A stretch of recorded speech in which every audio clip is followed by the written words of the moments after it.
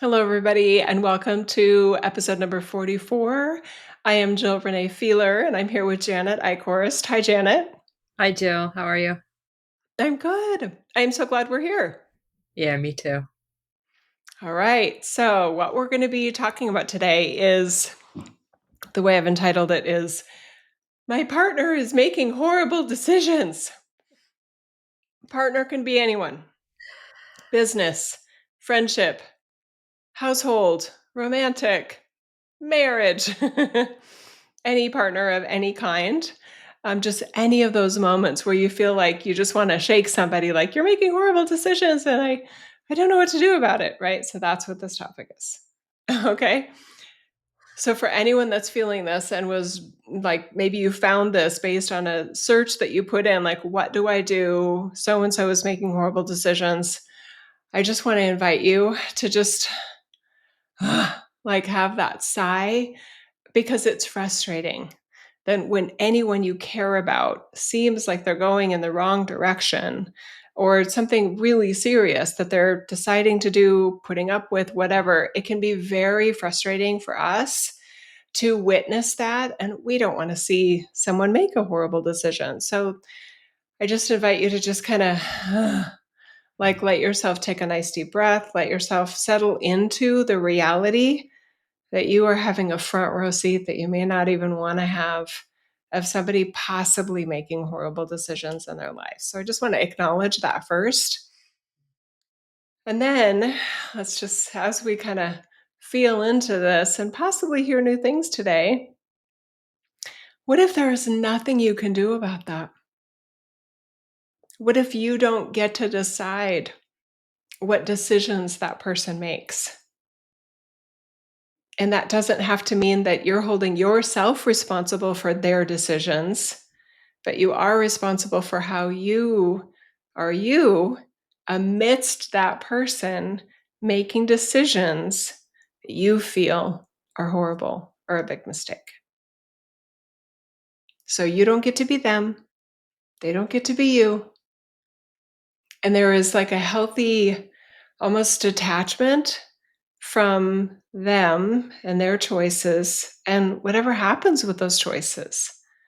So that allows you to be in your sphere of energy while allowing them to be in their sphere of energy. And that may feel very different for you if you've tried to pretend that your energy fields are overlapping in a really codependent or commingled sort of way. It can feel very strange and isolating and powerless to acknowledge the true distinction between you and them. So I just want to maybe start us off there. Hmm. I love that start. There's a couple of images that I've used that have been very helpful because this is real life. This is real life. This happens in everyone's life and some at some point in time where somebody that we deeply care about is doing something that could be catastrophic, could be awful, could have personal consequences to me, not only to that person, and it could have very far reaching consequences. So I love how you started this off, Jill. The image of, so you take a breath, right? And the image of God in between me and the other person. Whatever you think God is, whatever universal life force energy.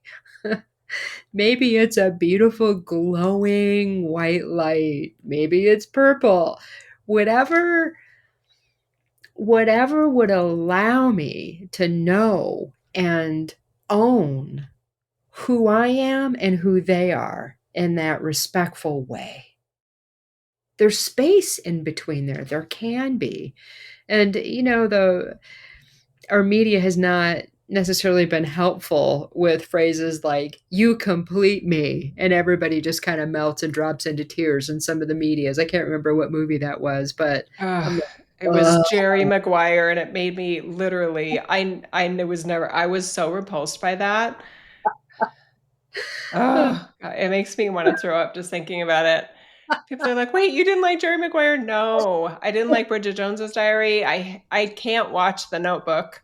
I can't. Maybe Uh-huh. the book was better. Maybe you guys are right about that. Maybe I'm missing something, but no. Ugh. So first off, this is just shining light on how we define healthy relational dynamics. What is a healthy partnership? And Mm, regardless of who that is, and I include my dog because she's my primary relationship right now. Gracie. I spend the most time with her Sweet versus Gracie. anybody.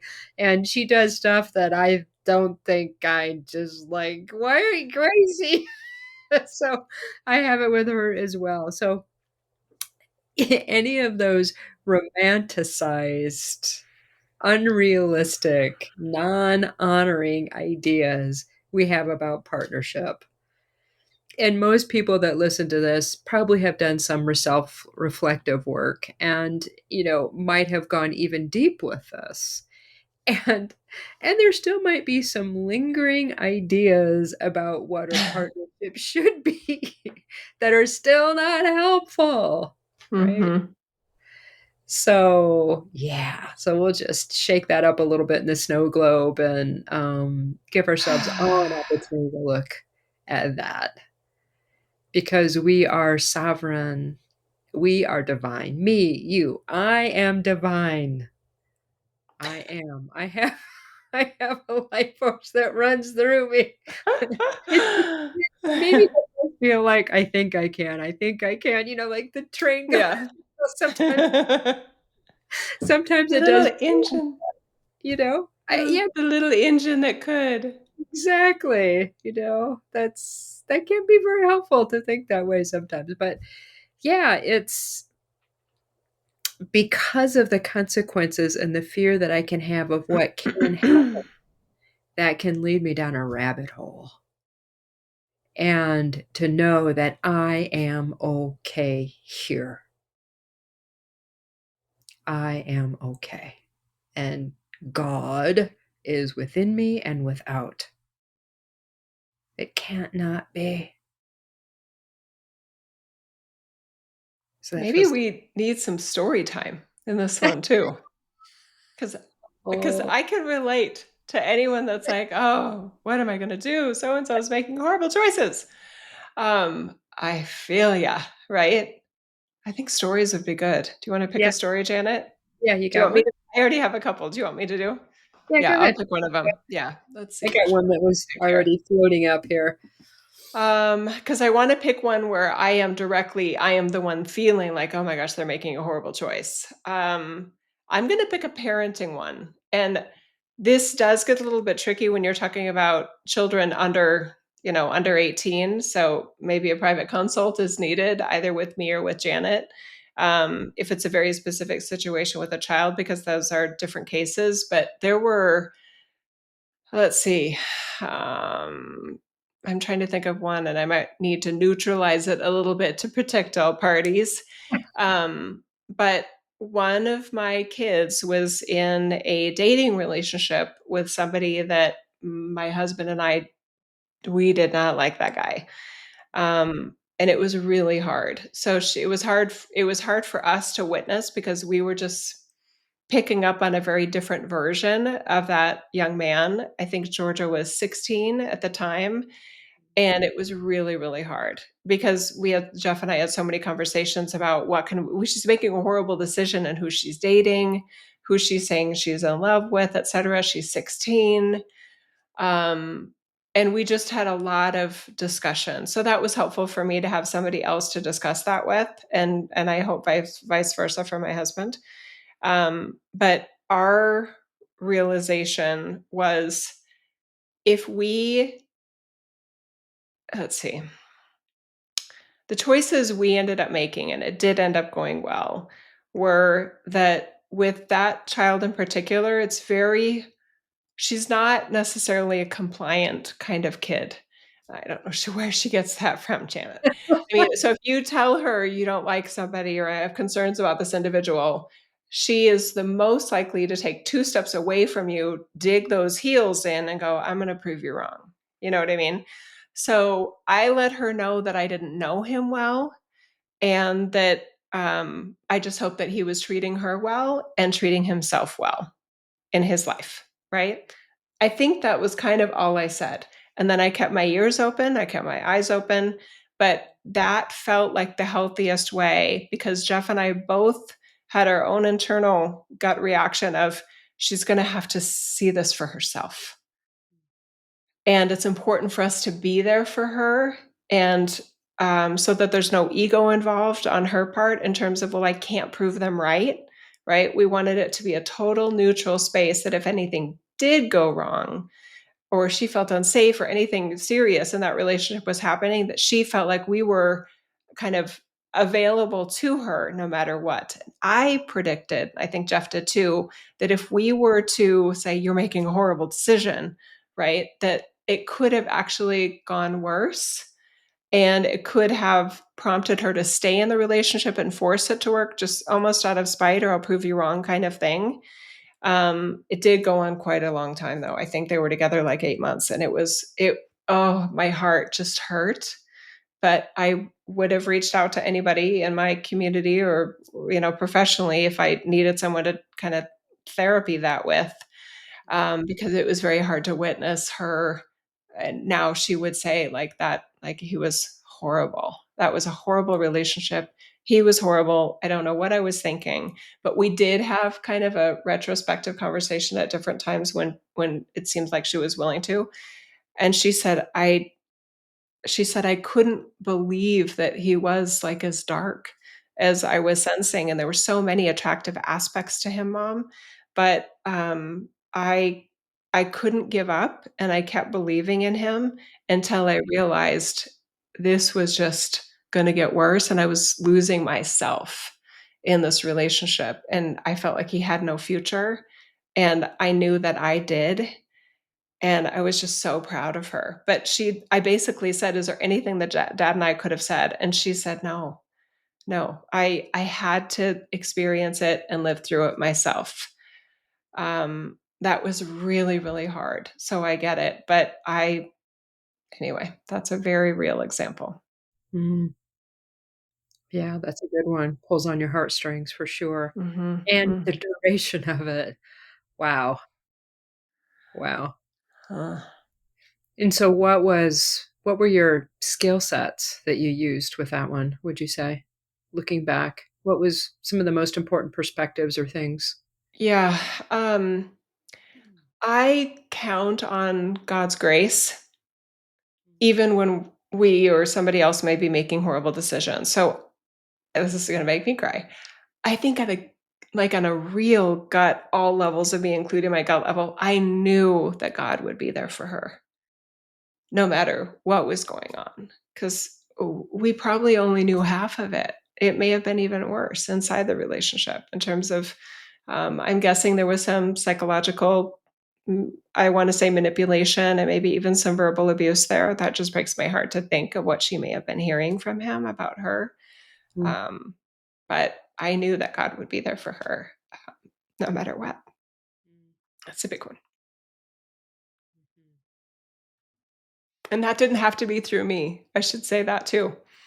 I've already kind of worked through this idea that I had to be her hero. I knew that anyone could be her hero. She did point out to me that young man's mom ended up saying to her at one point, "What are you doing here with him?" That was his mom saying that. So, I mean, was his mom speaking in an inspired way to her, helping her go, "I'm not deluded about what my son is. Why are you?" You know what I mean? That turned out to be definitely proven true, that there were so many aspects of love and wisdom and clarity that were available for her, and it was not only dependent on me.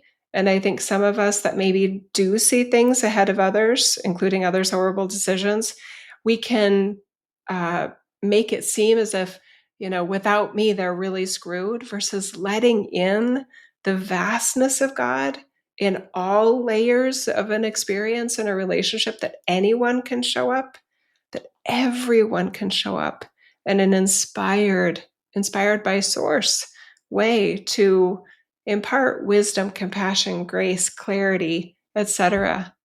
as needed. Mm, Hmm. yeah, it's beautiful. Thank you. So I've got a story, and this one's I love Jana's stories. this one's kind of a messy one. So let it all hang out, Janet. A very dear friend of mine had some stuff going on and took some medication and was over medicated. Hmm. Over medicated enough that the capabilities, such as driving, were not a good idea. And this was very obvious to me or anybody that would have witnessed this particular person on this given day.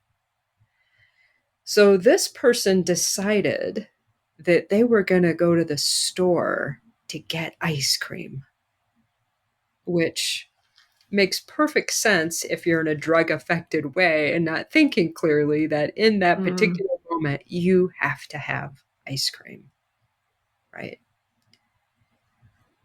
So the person gets in the car. There's nothing I can do, nothing, without actually trying to physically restrain this person, which there were lots of reasons that that would have been a very bad idea because it would have gotten ugly. And I don't know that I had the strength even to do it.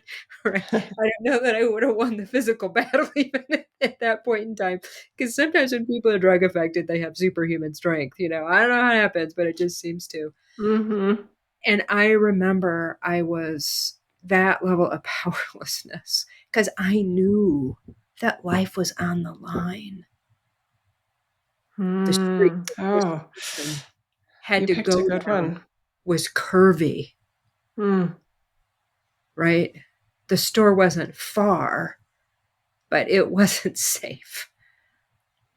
And I remember just like I was in such angst. And fortunately, I picked up the phone and I called somebody, and I am just like sloppy crying. It's like, is it a death wish? I was just like, Mm. ugh. I mean, the level of angst I had, and I had contemplated my choices. Like, do I call the police? It's like, well, if I call the police, by the time the police gets here, this person's already going to be back, right? But that level of life and death being on the line was so real. And in that moment, it was a come to Jesus moment for me. This person was incredibly valuable to me. And I knew not only it was my relationship, but I know that this person could have hurt other people too. And to just be in that absolute powerlessness of that moment of life and death and breathe was all I could do. Mm. And that's what I did. And it came down to that level of faith and really recognizing what my responsibility was and what I could and couldn't do. And I'm not even sure how much that got processed afterwards because the drug effectiveness wore off. And I even then, because this was a very close person to me, got to navigate afterwards what I said, what I would say, and what I didn't say. And even that was just as valuable as an experience because I think in that case, my memory's not completely clear, but I think I said something once and then let it go in terms of sharing how I felt and how dangerous it was and Mm-hmm. information that perhaps could have benefited in the future.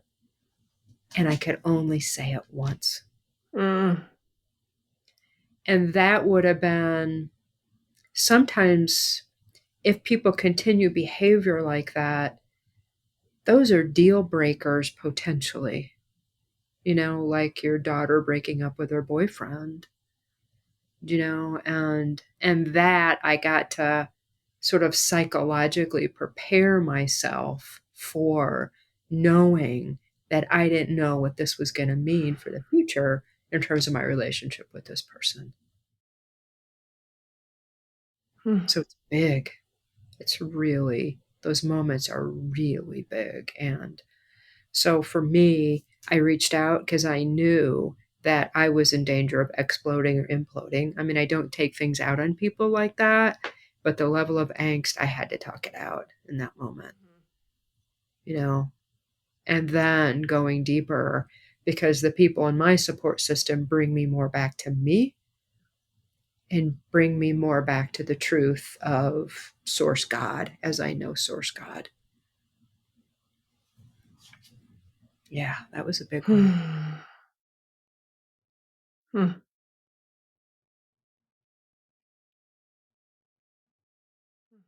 I just feel such stillness in this whole conversation. And I don't know about everyone else, but I think for me, it's just feeling that vulnerability that we only get to be ourselves. And sometimes the most challenging thing we can do is witness someone we love taking chances or making choices that just seem like it could only go bad, or it's most likely or predictably like destructive to self or others. It's a horrible feeling because it feels very powerless. And I think in some instances there's like drastic measures, like with your instance of, could I have hidden the keys? Could I have said, I'll go, like, let me go for you. Whatever, putting your car behind their car so that they can't go. I mean, there's like sort of heroic measures that sometimes we can take, but a lot of times it really feels like there's nothing we can do. And that's a really, really vulnerable place to be. Yeah. I like your example also because if it has a pattern to it of somebody consistently making horrible choices that are destructive to them and or destructive to others, there's other considerations involved. Then it's not just about, what do I do? My partner's making horrible choices, or this whomever is making horrible choices. What is my relationship with this person?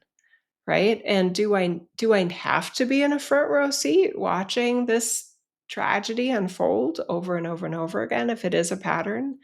I'm estranged from a family member by my choice, from an individual that is just consistently making horrible, destructive choices, harmful to themselves and harmful to me and my family. And that is a very humbling situation, especially with somebody that considers yourself pretty savvy and capable of healthy relationships with almost anyone. When it comes to addiction, when it comes to mental illness, full on mental illness, sometimes the most self-loving thing we can do is recognize, I don't want a front row seat to this. I wish you nothing but well.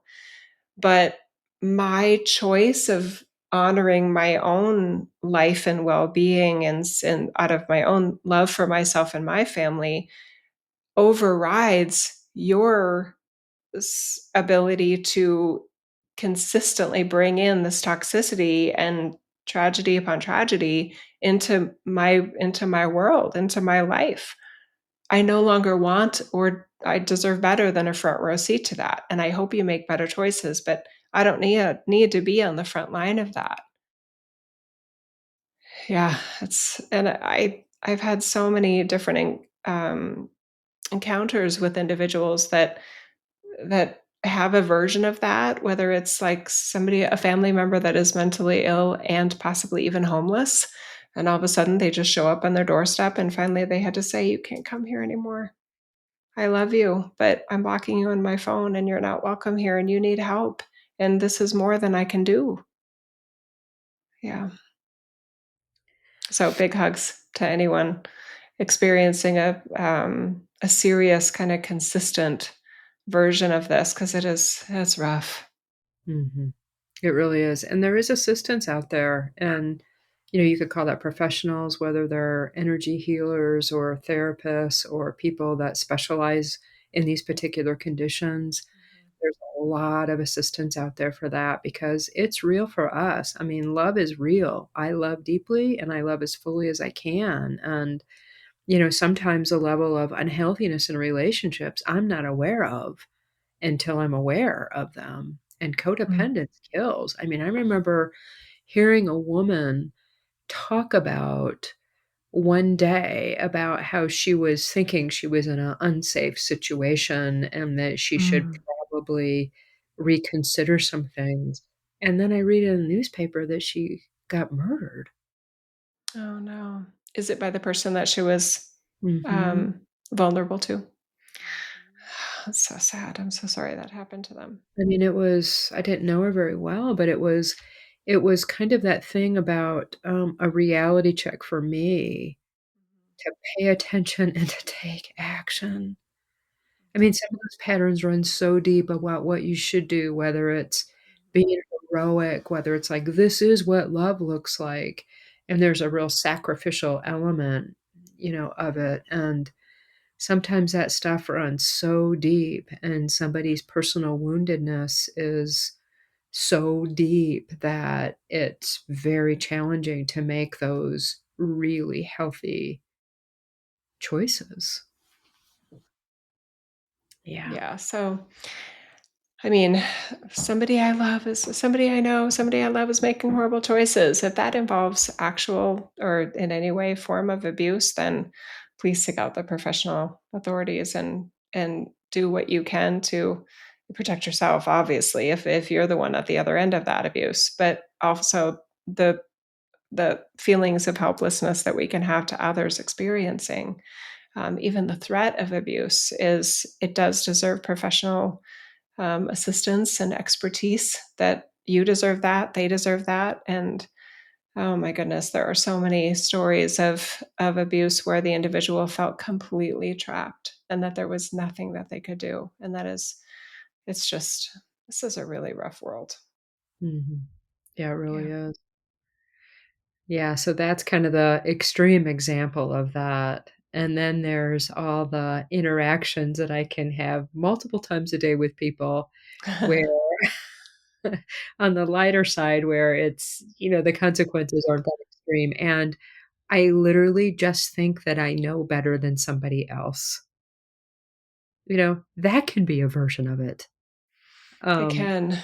I'm trying to think if there's an example of that where I'm absolutely convinced. Do you have one? Do you want me to put one in? And it's so innocent, so I think it's perfect to know lighten up the important, and I'm glad you brought it up, seriousness of the previous example. I was on my way to an appointment downtown after I had a golf lesson earlier today and looking good on timing, and there's this gentleman walking across on the crosswalk. He couldn't I mean, maybe a tortoise, he may have be a tortoise, but he's literally just like this, kinda looking up at the crosswalk like, "Okay, it's still green," but I was just like, "Dude, like, can you please just move your ass across this crosswalk so I can turn left and get a parking spot," you know? And I'm just like, "Really, dude?" You know what I mean? So, it was he making a horrible choice? In my opinion, yes. Am I right? I think so. Was there anything I could do about it? I mean, I could have yelled at him. I could have gone, "Yo, put your phone down." I could have yelled at him. I chose not to. I felt non-reactive even though I was having a response, an opinion, judgmental. And I just stayed in my heart, like, okay, he is making progress. He'll get there, you know. And then I chose to not let it ruin my me or take me away from the me that I want to be in that moment. But as we were talking about it, I'm like, oh yeah, that guy today, the cute ginger, the cute redhead, you know, oblivious to anyone else's needs in that moment. And anyway, how's Yeah. that for an example, Janet?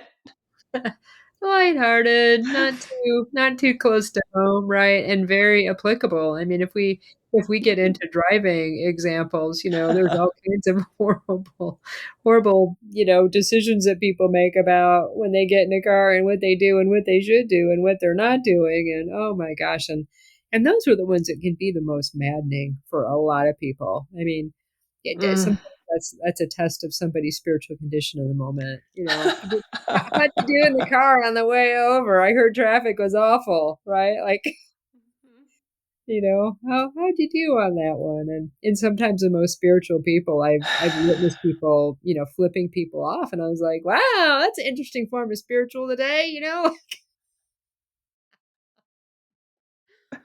Oh goodness, yeah. Um, I did that once, and then I looked and somebody's got a gun rack in their back, and I was like, "Ooh, probably not a really good choice there, Jan."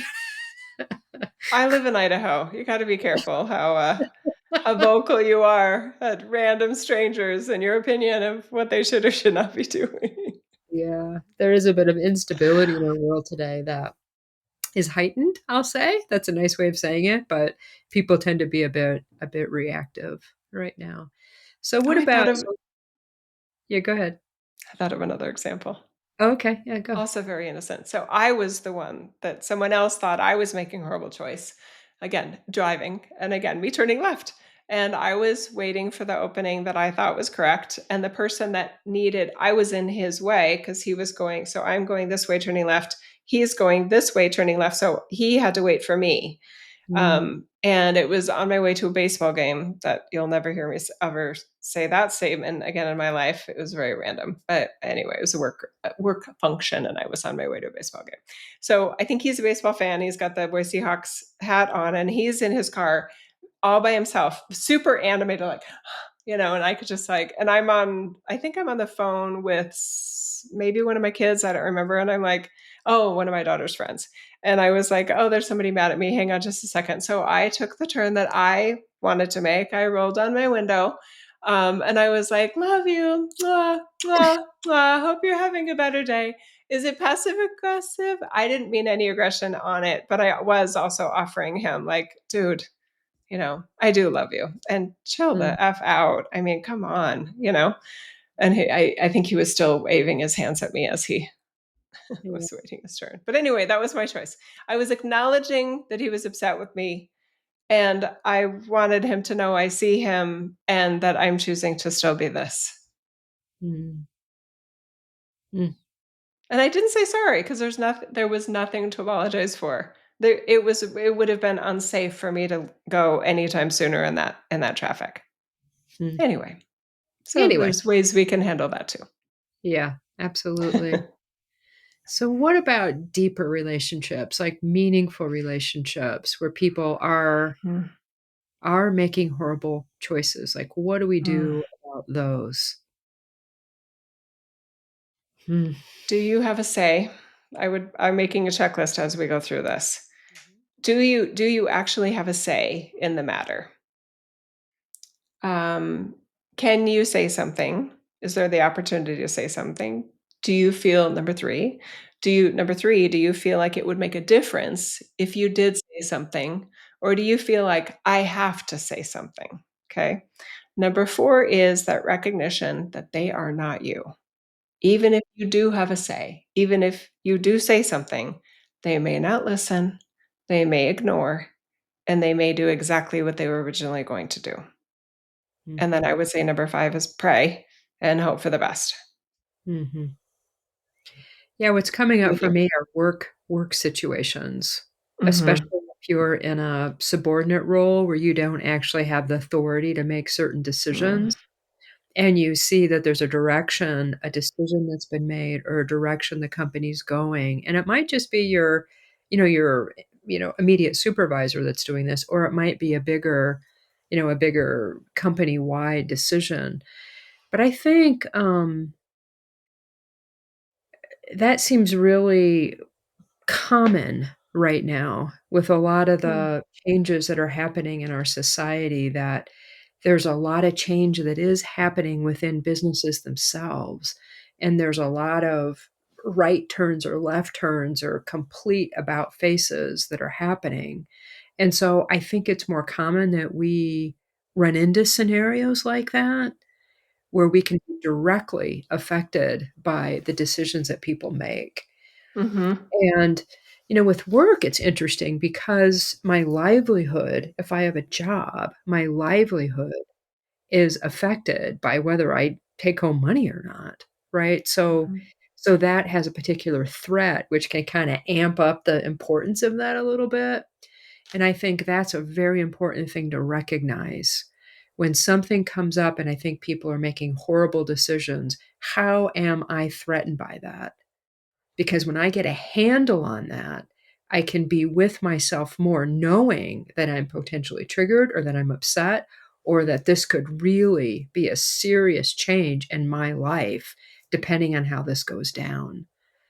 And so I've avoided a lot of reactionary situations when, it's like, ooh, that's threatening my financial situations. It's like, okay, I recognize that. Let me just back up a little bit and let me just breathe into myself a little bit more and kind of pray my ass off sometimes. Like, okay, Mhm. God, you got this because I do not. I literally do not have this in this moment, right? And I want to say the appropriate things and I want to do the appropriate things. And that doesn't mean that I might not say something loud or boisterous or anything like that, but it means that I want to be in my own integrity.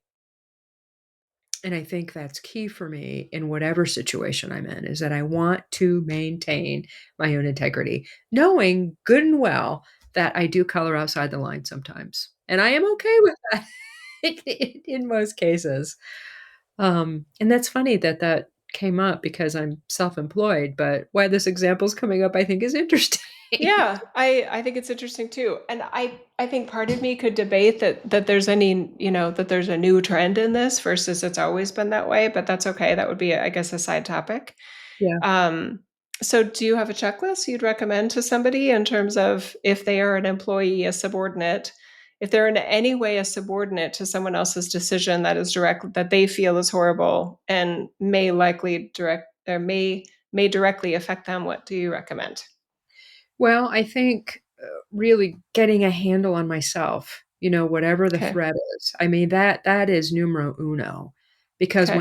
when that happens and I literally, it's like, God help, whatever my help thing is, Mhm. recognizing that I'm not feeling my skill sets on board right here. I know they're here because they're always here, Mhm. but I'm not feeling Right. them. Okay. So whenever I need to do that, and sometimes that's excusing myself and going to the restroom, sometimes I mean, there can be lots of creative ways because sometimes I need to get myself away from the situation enough to take a breath. Okay. Okay. So I Sometimes think I'm missing some context about the example that you're imagining. So you're imagining a face-to-face situation with somebody making a horrible decision. Is that right? about like a company-wide thing, and this is where I'm Okay. finding out about it. So this is Okay. the scenario I'm imagining in my Okay. mind, Yeah. Give me that. is that I just got informed about something and Okay. I'm having a big reaction to it. Okay. So there's like, oh boy, what's going on right now, right? So Okay. so that's it. How do I get back to myself enough or act appropriately enough? And that's always involved in some sort of God, some sort of spirit stuff there, right? That's always number one for me Okay. because I am source and can't not be, right? So even though I don't know in that moment, it doesn't mean that God's not here. Mhm. Universal intelligence, whatever. So that's the first one. And then checklist number 2, maybe hold my tongue, considering not saying anything. And, my reactionary part of me is, not happy with that sometimes, right? Because if they're wrong and it's awful, I need to say something right now, and there's a lot of kind of thought processes that support that. And I'm not talking about something where there's, immediate danger to lives. I'm talking about, we're going in this direction, and it has a big effect, and I think it's a really bad idea. That's what I'm talking. Because how I say things and how I manage myself in those situations are about me, and I love those choice points. I love that I can stay in my integrity in those situations. And because there is a cost benefit analysis of whether I say something or whether I don't, and can't I do I have to say something? Mhm. And if I take that moment to get with myself, sometimes things will just pop right out of my mouth that I'm kinda surprised and delighted about, right? Mhm. Because it's not coming from that fear-based place. It feels like it's coming from a more centered, God-centered place. Mhm. So This is that's why good. that's why Yeah. the first thing I do is, like, breathe. I want to open this up a little bit because I definitely see this in client work, even in real, especially maybe especially in real estate, where you're feeling like, oh my gosh, somebody is making a horrible decision, whether it's another agent or my client or something. And I'm like, okay, so, and I literally go through like the checklist I did before. So I feel it very much relates to your example as well, and it might open it up a little bit more in terms of the scenarios that this applies to, because there are times when it's like I have to say something. And I mean, many people will know it as CYA, cover your ass. From a liability standpoint, did you express your concerns? Could if this does go bad, not that that's the first concern, but it probably should be on the list somewhere in terms of, are you going to be, you know, are you going to be, is the legal even finger going to be pointed at you at some point, going, well, did you see this? What did you know about this? What did you do? Did you say something? Right? Did you express the concerns? Did you lay out the downsides of this scenario and this decision? Mm, Legally, ethically, morally, et cetera. There's a lot of choices there, and sometimes they are very gray. So in those situations, it might be good to have counsel, even if it's legal counsel, et cetera, to kind of in the midst of the cover your ass kind of situation, making sure you are being your ethical integrity version and professional and whatever codes you live by personally or professionally, to make sure that you are going through a checklist, because there are checklists related to that matter and may actually help guide your decision making. mhm, Anyway, I didn't want to interrupt you. I don't know if you're all the way through your list, but I was seeing uh, the conduciveness to that in many environments. mhm. Yeah, I'm glad you brought that up because the legal aspects and in spiritual communities, sometimes I hear people saying and doing certain things, and I don't know if my eyeballs get big, but I was like, wow. It's not necessarily illegal, but the risk Hmm. and the risk it puts people at. And that could be sometimes even whether you're going to go down a particular trail or not, and not considering Hmm. all the people that you have on your retreat, and you make risky decisions, right? Okay. And that goes both ways for the person participating, the person that's actually running it, or whether it's your business partner or retreat leader doing it. And even when you're starting a retreat, are you looking and you're going to partner with somebody? Are you looking at all the legal implications of what you're actually trying to do? Mm. Because sometimes spiritual people are like, la, la, la, la, la, la, la, la, la, it's going to work out okay. And, Yeah, and, that's very true. and then when I think about like back in my corporate days, I mean, that would be running through the back of my head is like, is this legal? Or even in some of with the real estate deals I would do, or because I did quite a bit with selling and buying homes and all that. And I'm very big ethically and morally doing the right thing. And then there's the legal terms in terms of disclosure, what you say and what you don't say. That's huge. Hmm. So I that is a really valid thing to consider in this situation. And and I think it kind of goes back to like I don't want to hold back in who I am and what I'm offering here. And Hmm. sometimes it's absolutely not my call to make because I Hmm. don't have the authority to make that decision or I'm not affected enough by it. And sometimes I still need to say something anyway. Hmm. Right? And so that's a really fine line. And without that level of spiritual guidance, and that kind of centeredness, that healthy form of self-centeredness, I don't like God knows, my human doesn't a lot of times, Hmm. has a lot of information, but without that deeper level of connection, I'm kind of lost. And I think that's another thing to consider here is not acting too quickly, Hmm. to give it pause so that it's, Mm.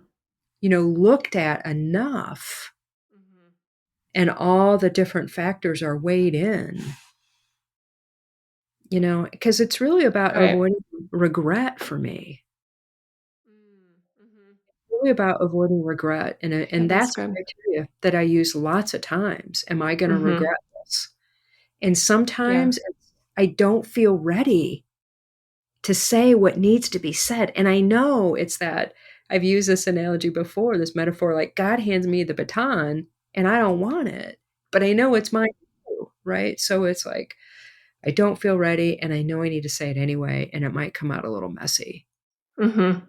Times when people are acting in horrible ways, that is the right thing to do. And sometimes if I don't say it gracefully, that's even better because it Mhm. has shock value.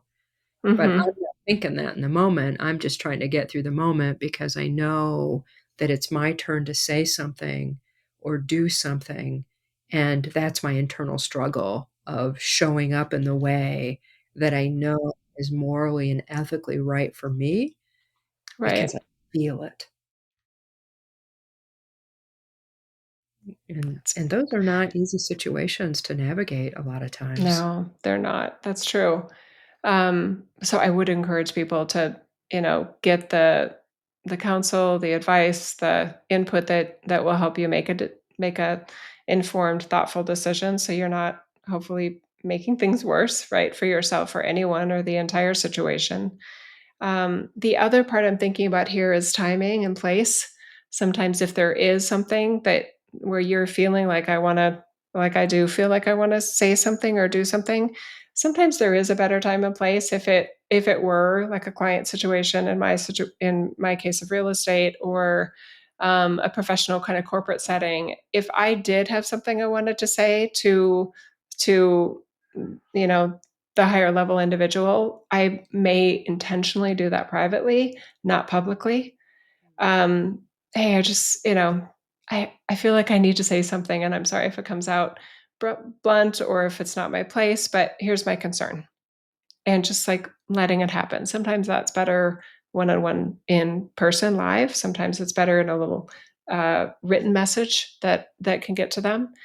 But again, there's those other steps, and at least in my checklist of they may not hear you, they may not listen to you, they may not agree with you, and they may still do their own thing. But it does feel good when somebody says, "Ooh, I hadn't thought about that." Like, you're right. This might in my worlds of real estate, that might not be the right property. You're right. It might be too small for what we're looking for. Or you're right, I did tell you that I wanted to be further away from people and this one is like we're on top of everybody in this situation, but I love the house though, Jill. I'm like, yeah, but these are all really stacked with on top of each other, and that you said you didn't want that. I just want to remind you, you said you didn't want that, right? So there's a lot of choices that we have, and sometimes it'll stave off a disaster, and sometimes there's you did what you could, and there's nothing more you could do. But I'm with you. I like to really be thoughtful about my choices and try to avoid regret. I would feel really misplaced if there was something I could have done to avoid a horrible outcome related to a horrible decision and I had said nothing. Another thing I wanted to put out there is we can ask questions. And sometimes the thoughtfully asked question can lead to the person having a change in the way they're looking at things. So, my examples aren't very free flowing today, but yeah, I'm kind of blank with that one, but it's a really good idea. I can help if that's okay. Have one, sure. So, if somebody, let's say there's some sort of decision maker and they are overconfident about an outcome, Mm, let's say it's a friend making an investment decision in something that you either have personal experience with or just a gut feeling about, I do not think that's going to go the way they think it will. mhm, Instead of saying, I think you're making a huge mistake, which sometimes creates defensiveness, right? Um, Another way of saying it is, "Oh, what do you, I wonder what would happen if it doesn't go that way. I wonder if that projection isn't accurate. I wonder how accurate that person's projections have been about how things have gone." It's just a very gentle when you say, "I wonder," or, "Huh, it's a very tends to be less threatening, and therefore it tends to be more likely to be considered by another person. Mhm. Does Yeah, that fit what you were talking about, asking questions versus? absolutely. Have Yeah, have you considered blah, blah, blah? Do you yeah. realize that this in terms of real estate, did you realize that they're thinking about building an entire complex over here in the next 15 years? And there's, disclosure associated with all that, but Mhm. there's ways to ask about things like that, and very, very Yes, neutral, very, very honoring, and not like you're an idiot. Not coming from that, yeah. "Oh my gosh, that's the worst decision I've ever heard," and it's Condescension. Yeah, surprising, like and what criteria did you use? Like, what criteria are you using? I'm curious here. I'd like to understand this more. Could you tell me what criteria you're using, to come to this conclusion? yeah. And these questions and these ways of being neutral and really honoring of the person and of myself, and not acting like I know everything, because I really don't, right? I may have very valuable information here, but I don't know everything. And a lot of times what'll come out is some information that I didn't know about that really does make their decision look not quite as horrible. You know, Perhaps there's a better option, but least at least I can see where the motivation's coming from, why they Yeah. made the decision. And that is so honoring of, especially if they're people that we care about and love, that's so honoring. "Oh, I can see why this is so important to you. Mhm. I see that. That makes perfect sense to me." Right. And then it's more of a big hug versus, "What are you thinking?" You know? Yeah. Yeah. Yeah. But pretending to be on board with something that you're not on board with, that, I don't recommend that, you guys. I really don't recommend that. Um, like, I hope it goes well. I'll do that sometimes when it's somebody maybe I'm not as close to, that I don't have a vested interest in, and they're doing something that I think is a horrible decision. Sometimes I will just say, "I hope that goes well." And Mm, I do mean it. I hope because I do hope it goes well, right? mm. And if they're intuitive or they know me, they'll go, "Is there something else Yeah, you wanna say? Would you do this if you were me?" You know? And it's like, "Well, here's some things that I'm tapping into related to that." yeah. I guess the other thing I wanna say in terms of, like, how things will actually go, related to something that you think that somebody thinks might be a horrible decision, my belief system is that God doesn't even know how it will go. And Mm, I'm gonna say that again because I know for some people that is a very different belief about this reality and about God. mm. I believe that even God doesn't know how something will go. That's a lot of stillness right there, right? So that leads me to do everything I can to be proactive while also recognizing if God doesn't even know how things will go, then I certainly can't have full confidence in how it will go either. And no matter what happens, God will be there for everyone if we allow God to be. Yeah, that's good. I just kinda wanted to cycle around a little bit. If it is a loved one, if it is a life partner, and they are making a horrible decision, Mm, this could be a way of discovering whether that life partnership is still the one that you want it to be and that you think it is. And if that's the case, I just want to give you the biggest hug ever, because sometimes there are different shifts and different ways and different decisions that people make. And sometimes partnerships do complete. And it also could be an opportunity for intimacy with this particular person that never would have presented itself unless that person made a horrible decision and you had to tell them the truth about how you felt. And not in a heated moment, but in a moment where you've kinda done your homework a bit. and you're not at risk of taking it out on them or yourself. And sometimes those are the most magical moments where it's just like there's so much God there. It's like it's saturated and it's dripping, right? And those are those risk and vulnerability. And it still might go horribly in terms of the actual circumstances. But if I show up in the way where I take that risk for me and in the possibility, I feel good about it.